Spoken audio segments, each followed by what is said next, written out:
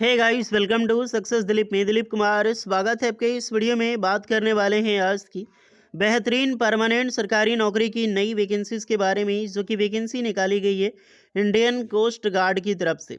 जी हाँ, बिल्कुल Indian navy जैसा ये जॉब है। इंडियन कोस्ट गार्ड की तरफ से ग्रुप सी सिविलियन की पोस्ट पर परमानेंट सरकारी नौकरी की न्यू वैकेंसी रिलीज की गई है, जो कि ऑल इंडिया के कैंडिडेट यहाँ पर अप्लाई कर सकते हैं। पहली भी वैकेंसी निकाली गई है इंडियन कोस्ट गार्ड यानी कि भारतीय तटरक्षक बल की तरफ से। ये जो वैकेंसीज है वो निकलती है यहाँ पर। वेरियस पोस्ट पर वैकेंसी निकलती है, लेकिन हमसे मतलब है सिविलियन पर, जहाँ की एक ITI pass out candidate apply कर सकते हैं। तो अगर आपने 10th पास कर रखी हो या फिर आपने आईटीआई किया है, तो दोनों के लिए वैकेंसी निकाली गई है। कोई बहुत बड़ी बड़ी वैकेंसी नहीं है, एक एक पोस्ट पर वैकेंसी है। बट जो भी है, जो परमानेंट सरकारी नौकरी है, 10th पास वाले अप्लाई कर सकते हैं, आईटीआई वाले अप्लाई कर सकते हैं, तो ज़रूर अप्लाई कीजिएगा। तो चलिए डिटेल नोटिफिकेशन वाइज हम डिस्कस करते हैं कौन कौन से कैंडिडेट अप्लाई कर सकते हैं, eligibility condition, selection process, application process वगैरह आपकी क्या होने वाली है। Let start now. आगे बढ़ने से पहले चैनल पर अगर आप नए हैं so please do subscribe and hit the bell icon, ताकि इसी तरह लेटेस्ट सरकारी नौकरी की अपडेट आपको हमेशा मिलते रहे। डियर, आप अपना ब्रांच, अपना ट्रेड हमें ज़रूर कमेंट करके बताइएगा, ताकि आपको रिप्लाई मिल जाएगी कि आप एलिजिबल हैं अप्लाई करने के लिए या फिर एलिजिबल नहीं है। तो चलिए शुरू करते हैं। सो एवरीवन, ये है आपका official notification Indian coast guard directorate recruitment as the industrial area, जो नोएडा है यूपी, ये सेक्टर से। यानी कि कौन सेक्टर से निकाली गई? इंडस्ट्रियल एरिया सेक्टर से रिलीज की गई है नोएडा यूपी में। और recruitment of group C civilian personnel 2025। और ये होपफुली मैं उम्मीद करते हैं कि इंडियन कोस्ट गार्ड का ये 2025 का आखिरी वैकेंसीज है। इंडियाज़ के किसी भी स्टेट से बिलोंग करते हो बिल्कुल अप्लाई कर सकते हैं। कई बार डाउट होता है कोस्ट गार्ड का मेल अप्लाई कर सकते हैं या फीमेल, तो यहाँ दोनों अप्लाई कर सकते हैं, चाहे आप मेल हो अथवा फीमेल हो, both are eligible. Okay, post में हम आते हैं तो पोस्ट की वैकेंसी है tradesman, mechanical fitter, skilled tradesman की पोस्ट पर वैकेंसी है। एक निकलती है ओनली ट्रेड्समैन, बट ये पोस्ट है आपका स्किल्ड ट्रेड्समैन की वैकेंसीज है यहाँ पर। लेवल 2 की जॉब होती है। 18 से 25 साल के कैंडिडेट अप्लाई कर सकते हैं। जो जॉब आपको मिलेगी, जॉब करनी पड़ेगी, वो दिल्ली में आपको जॉब मिलने वाला है, एनसीआर में। Qualification should have completed apprenticeship form, किसी भी रिकॉग्नाइज्ड या फिर reputed works of the relevant trade under apprenticeship act 1961 under the any apprenticeship recognised apprenticeship scheme. तो अगर आपने सिर्फ अप्रेंटिसशिप भी किया है ना, मान लीजिए 10th पास करके आपने अप्रेंटिसशिप किया है, तो बिल्कुल आप यहाँ पर अप्लाई कर सकते हैं। अथवा should have completed training course in the relevant trade from an ITI recognise for the purpose and 1 year trade experience, तो बिल्कुल आप यहाँ पर अप्लाई कर सकते हैं। तो अगर आपने ITI किया है रिलेवेंट ट्रेड, तो वैकेंसी है फिटर की। तो ITI फिटर से रिलेटेड होनी चाहिए। Fitter technician, electrical fitter, structure fitter, general fitter, किसी भी ट्रेड से आपने किया, बट फिटर होना चाहिए, किसी भी ट्रेड नहीं, यानी फिटर होना चाहिए। फिटर का जो भी डिपार्टमेंट है, बिल्कुल आप अप्लाई कर सकते हैं। प्लस 1 year का ट्रेड एक्सपीरियंस आपका मांगा गया है। तो एक्सपीरियंस लेके क्यों एक्सपीरियंस पे सबमिट करना, आपको डायरेक्टली अप्रेंटिसशिप में सबमिट करना है कि नहीं? तो यहाँ पे अप्रेंटिसशिप में जाओगे तो मान लो ITI हो प्लस अप्रेंटिसशिप है, तो वैलिड होगा आपका। अदरवाइज कुछ भी नहीं है तो 4 साल का एक्सपीरियंस मांगा गया है and the trade ITI institute other recognise institute के द्वारा।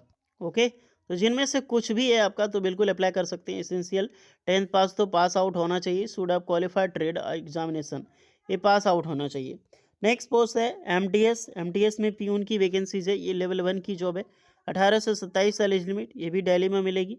इसमें ओनली 10th पास के कैंडिडेट अप्लाई कर सकते हैं। प्लस 2 साल का वर्किंग एक्सपीरियंस आपका मांगा गया है रेलेवेंट फील्ड में। जैसे कि आपका एमटीएस है, पियून है, तो आपका एक्सपीरियंस है एमटीएस में फाइल ले आना, फाइल फिलअप करना, फॉर्म से रिलेटेड पियून की ड्यूटी, तो बिल्कुल आपके लिए वैकेंसीज है। एमटीएस स्वीपर की पोस्ट है। एमटीएस में स्वीपर बोले तो आपको पता है ना, स्वीपर किसको बोलते हैं? झाड़ू लगाना, साफ सफाई करना। एक वैकेंसी है, ये भी ईडब्ल्यूएस वालों के लिए, ध्यान रखना। पहला वाला जनरल की वैकेंसी है, ये भी स्किल ट्रेसमेंट की भी जनरल है। जनरल मतलब सभी अप्लाई कर सकते हैं, बट ईडब्ल्यूएस आ गया है तो ओनली ईडब्ल्यूएस कैंडिडेट ही अप्लाई कर सकते हैं। 10th पास प्लस 2 साल का एक्सपीरियंस यहाँ पर भी मांगा गया है स्वीपर की। तो ये आम बात है यार, स्वीपर की एक्सपीरियंस बनाना आम बात है। 18 से 27 साल के कैंडिडेट अप्लाई कर सकते हैं यहाँ पे। आपको कभी ये नहीं पूछा जाएगा कि झाड़ू कैसे मारा जाता है।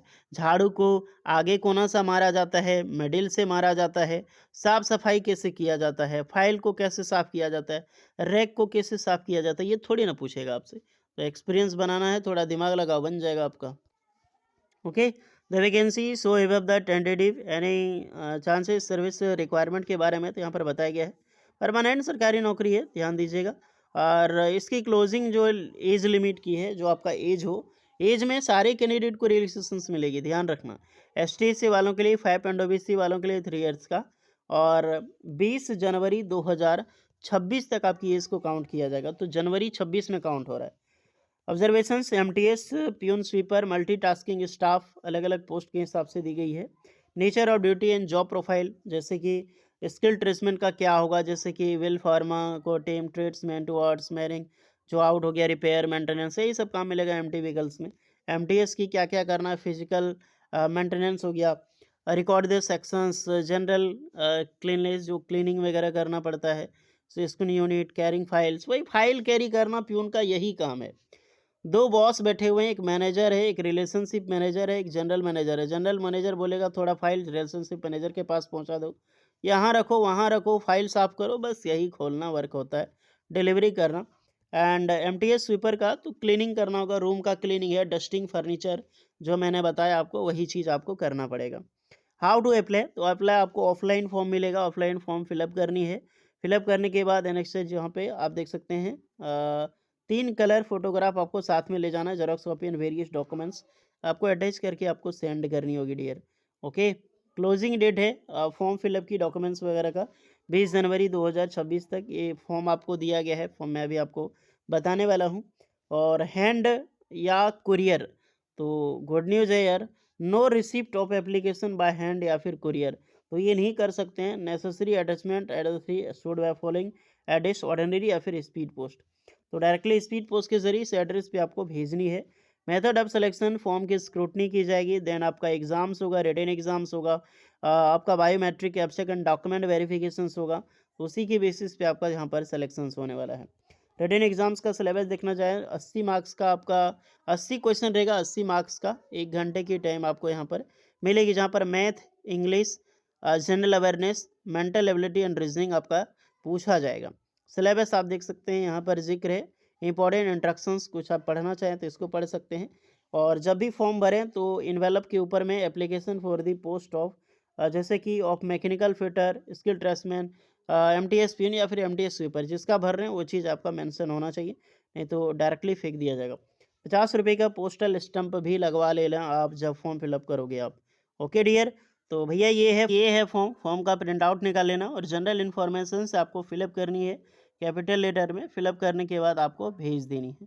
ओके, बाकी बाद एक्स्ट्रा डाउट है कोई तो कमेंट करके बताइए। 20 जनवरी 2026 तक लास्ट डेट है अप्लाई करने की, और इसके रिगार्डिंग कोई डाउट है तो कमेंट कीजिएगा। मिलते हैं नेक्स्ट वीडियो में, तब तक के लिए जय हिंद। सैलरी बहुत अच्छी खासी मिलेगी, सैलरी का टेंशन मत लेना।